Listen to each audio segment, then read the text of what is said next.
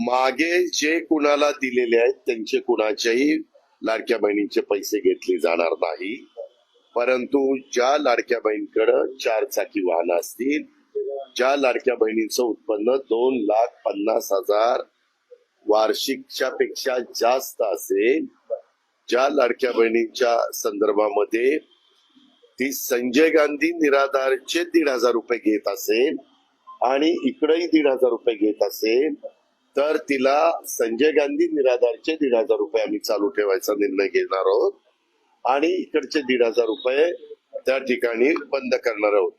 लाभ देताना कुठल्या तरी एका योजनेचा लाभ लाभार्थ्यांनी घ्यावा अशी शासनाची भूमिका पहिल्यापासूनच राहिलेली आहे. अरे थांबे बाबा, त्याच्यामध्ये केंद्र सरकारने 500 रुपये महिना हा आमच्या शेतकऱ्यांना सुरू केला, म्हणजे 6,000 रुपये वर्षाला. तशाच प्रकारची योजना राज्य सरकारची पण आणली, 6,000 रुपये वर्षाला म्हणजे 500 रुपये महिना. ती मात्र केंद्राची वेगळी योजना आहे, राज्याची वेगळी योजना आहे.